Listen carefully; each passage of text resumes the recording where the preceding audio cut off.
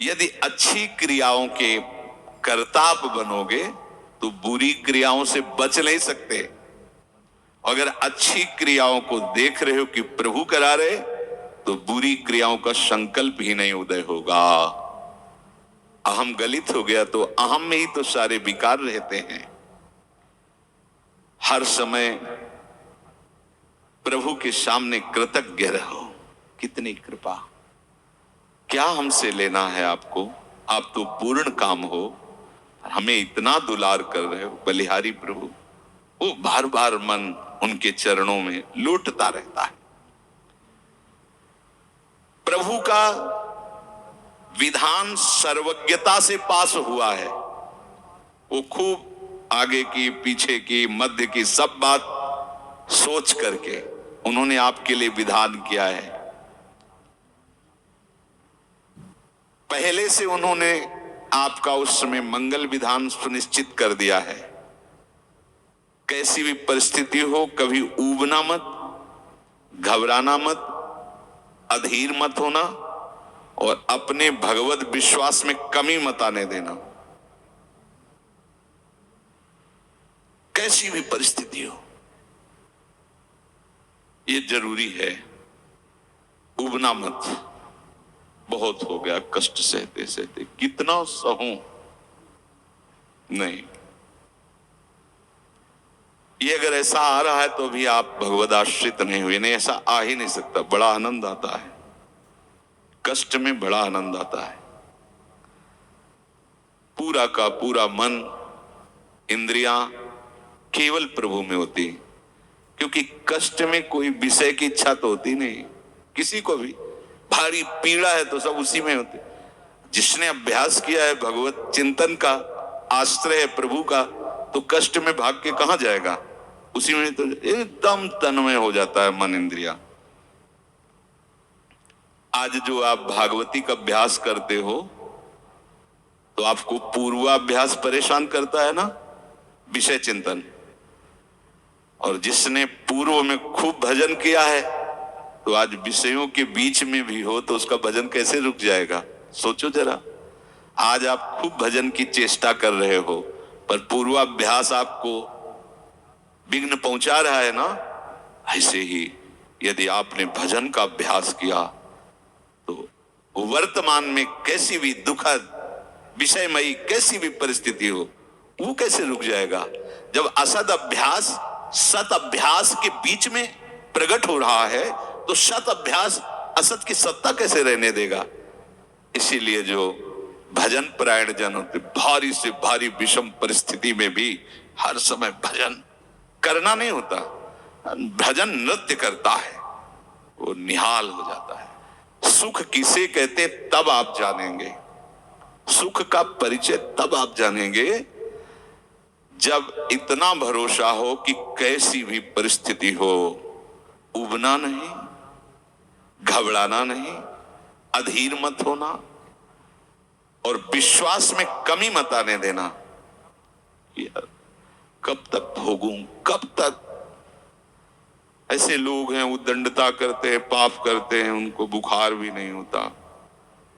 भजन में लगे लोगों को देखो कितना कष्ट, ये क्या है प्रभु। कम से कम उनका शरीर स्वस्थ रखो तो आपका यश गा रहे भजन। उनका विधान सर्वज्ञता से भरा हुआ है। तुम अल्पज्ञ हो, तुम वर्तमान की बात सोच रहे हो। वो तीनों कालों को देखकर निर्णय करके परिस्थिति दिया, इसलिए मस्त रहो उनके भरोसे पर। कभी कई बार चर्चा की है प्रताप राय जी की, बचपन से भजन परायण थे, ईश्वर संपन्न घर था, भाई बहनों सब खूब। कुछ दिनों बाद माता पिता पधार गए, पूरा अधिकार। ऐसे भजन में डूबे रहते कि उनका व्यापार था कि जैसे कोई धन लेने के लिए आया तो उसके लिए कुछ गिरवी रखना होता था, आभूषण आदि, और जितनी आवश्यकता है आप धन ले जाइए और जब धन मिल जाए तो ब्याज से ही तो उसमें रख जाना और अपना सामान ले जाना।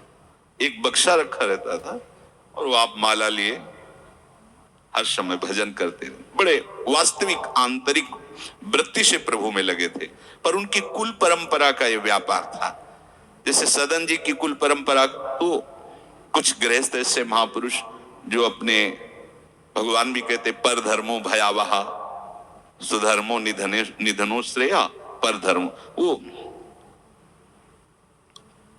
जो वहां का काजी था उसने देखा कि बिना किसी प्रयत्न के बड़ा आनंद इनके चल रहा है, तो जलन होती, जो भगवत विरोधी जन, विमुख जन होते हैं तो जलन होती है। इसको दूसरे रूप में हम कह सकते हैं कि प्रभु अब उनके भजन का फल देना चाहते थे। दोनों बातें, परिणाम जान गए हैं इसलिए हम कह रहे हैं प्रभु उनके भजन का फल देना चाहते थे, और वो वर्तमान से देखो तो वो द्रोही थे, भगवत द्रोही जन। 3 लोगों ने काजी से मिलकर कहा बड़ा सुख लूट रहा है, हम जाके देखा है, बढ़िया काम बन जाए। वो देखता भी नहीं कि बक्से में क्या रखा गया।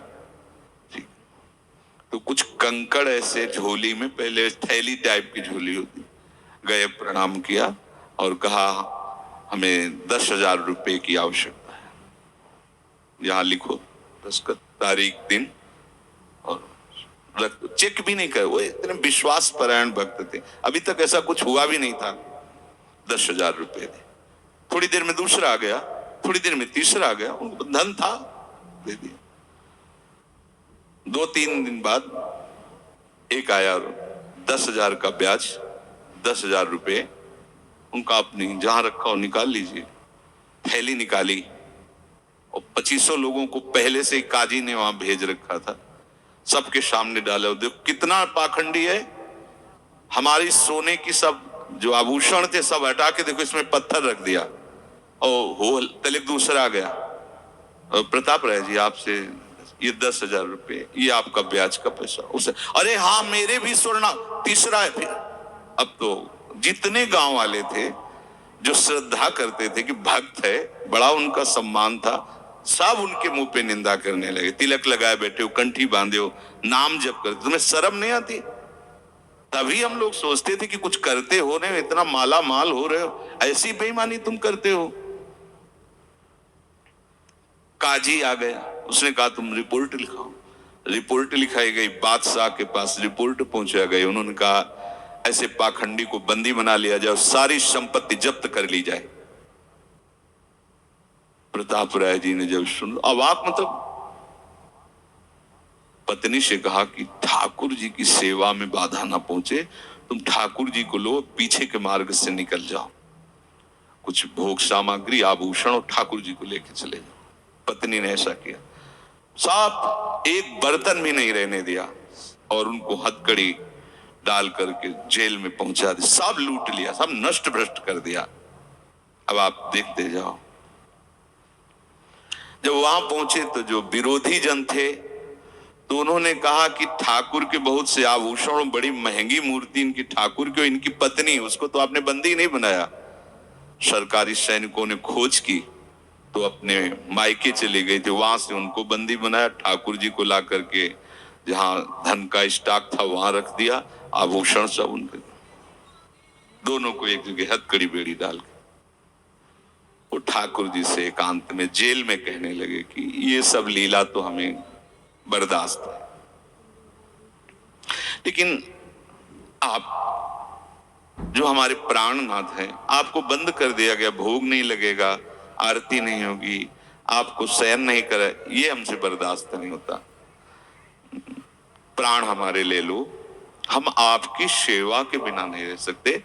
मुझे ये जो कुछ किया इस तो बर्दाश्त है, पर आप हमारे पास नहीं, आपकी सेवा नहीं, और जीवन भर कुल परंपरा से आपकी सेवा होती, नाथ ये मुझसे बर्दाश्त नहीं होता। विकल होकर के रोए तो वहीं गलबैया दिए प्रिया प्रीतम जेल में ही प्रकट हो गए, निहाल कर दिया। आगे जो बड़ा चरित्र है, हम ये बताना चाहते हैं कि देखने में तो हमें लगा कि देखो ऐसे महान भक्त के जीवन में कैसी परिस्थिति आई, पर परिणाम देखकर हम ये कह सकते हैं कि ये फल वृत्ति आई। पूरे जीवन के भजन का फल कि सच्चिदानंद प्रभु का साक्षात दर्शन, साक्षात ऐसी महान स्थिति आगे उनकी वर्णन है। या कह रहे कि ऊबो मत, घबराओ मत, अधीर मत हो, विश्वास में कमी मत होने दो। अब प्रभु ने क्या देखा कि इसे ना संपत्ति के हरण का दुख है और ना इसे किसी सम्मान नष्ट का।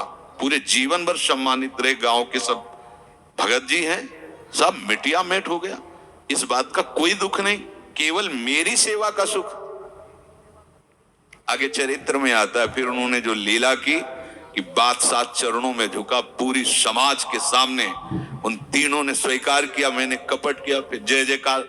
ये तो उनके एक मिनट का काम होता है, ये उनका तिनके को ब्रह्मा बना देना, ब्रह्मा को तिनका बना देना, ये उनका तो खिलवाड़ होता है। इसलिए कभी विश्वास कम मत करना, क्योंकि ऐसी परिस्थिति आ सकती है कि आपको लगेगा कि अगर भगवान होता और आप शरणागत हैं तो आपके लिए अब कृपा के सिवा कोई दूसरा होगा नहीं।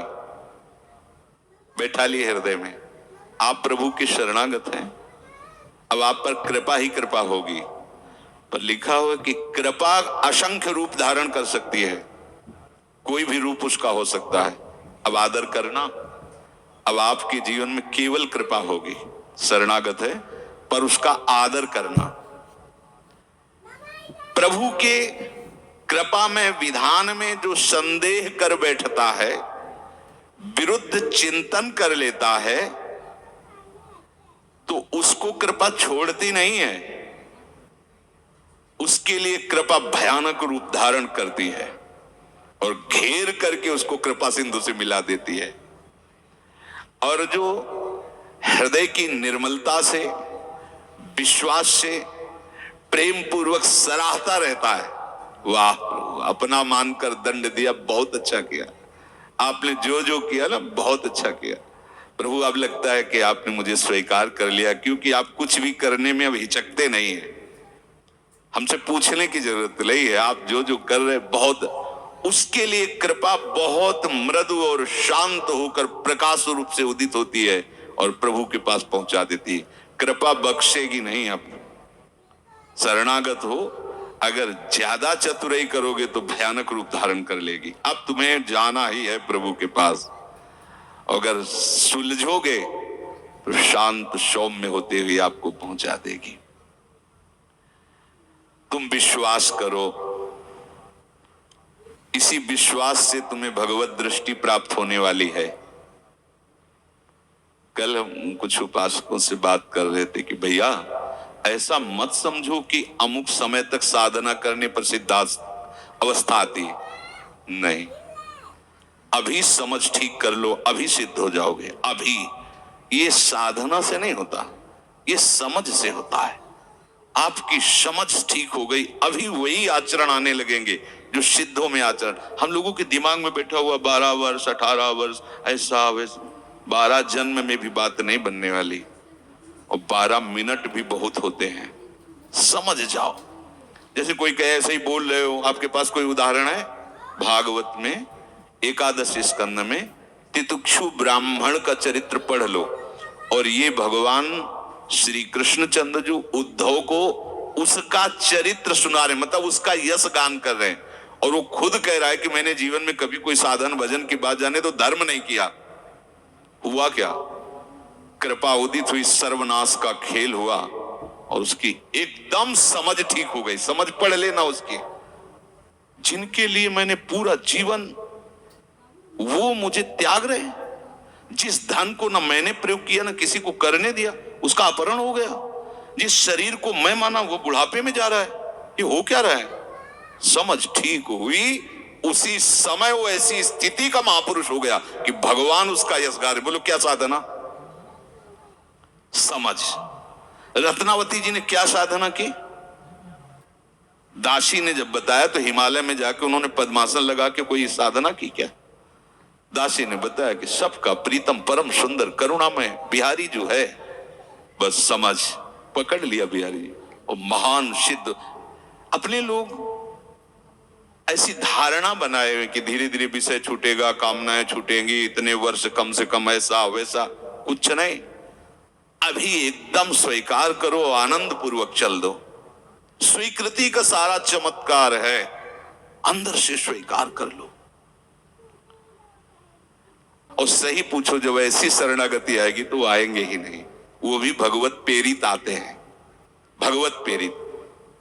नहीं, देवर्षि नारद जी के हृदय में कहां काम था, पूरी लीला करके काम हार गया, और जब अहंकार आ गया तो छूट दे दी, तो देख लो क्या हो गया। समझना, बस सारी ये जो परमार्थ का खेल है, ये सब समझ का है। आश्रय से जो भगवान कहते हैं कि बुद्धि योगम ददामिते, बस ये बुद्धि योग हो गया कि मस्त हो जाओगे।